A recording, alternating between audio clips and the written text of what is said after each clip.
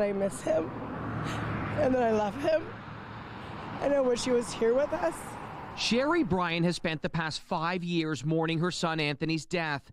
20-year-old Anthony Conklin was hit here along Mapleview Drive, just east of Bayview Drive, while riding his skateboard at about 1:30 in the morning, April 9th, 2020.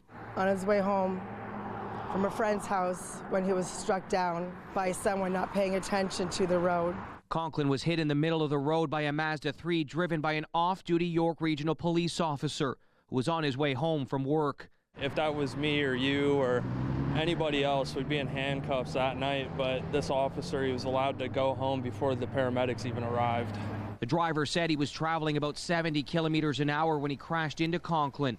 A Barrie police reconstruction report, however, found the officer was likely traveling about double the speed limit that night, at highway speeds somewhere between 104 and 125 kilometers an hour.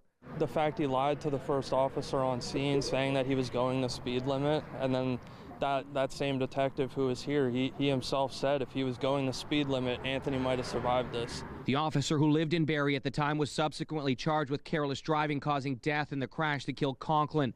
The report revealed the man did not provide a full statement to investigating officers who first arrived on scene and was not tested for possible impairment by Barrie police. Then, a year later, the Crown withdrew the charge against the man, citing no reasonable prospect of conviction, saying Conklin was wearing all black clothing in an area with a lack of street lights, and a witness who said she barely saw Conklin as she passed by him that night. 3 years later, in April of 2023, Conklin's grief-stricken mother, struggling with her mental health and addiction, found herself spiraling out of control. Sherry Bryan was charged with conspiracy to commit murder, and while that charge was later withdrawn by the Crown, accused of stalking, making threats, and planning to kill the man's child before taking her own life so he could feel what it was like to lose a child. Bryan was convicted of criminal harassment, uttering a threat, and possession of a weapon for a dangerous purpose. Guess I tried to take justice into my own hands, which I should not have. Bryan was captured on surveillance cameras carrying a kitchen knife near the man's home that day. She admitted to taking about 60 Xanax pills prior to her arrest. Bryan spent about a year behind bars, and she's now been out of custody since last May, when CTV News first spoke with her when she was greeted by her son's friends and loved ones. Miss Bryan's culpability notwithstanding, she too is a victim, and the victim of a criminal justice system which, in my opinion, sought to protect a police officer at the expense of seeking justice for Miss Bryan's son, Anthony.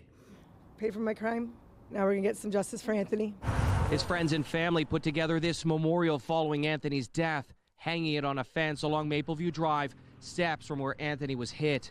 His photo and several keepsakes, a constant reminder of the young life lost. We take care of it every year. We come down, we clean it up a couple times a year. This year we decided to give it a full makeover, but this is all we can give him right now. While those who loved and miss Anthony honor his memory, his mother saying she will continue to fight for justice for her son until her dying day. Mike Arsleedy, CTV News, Barrie.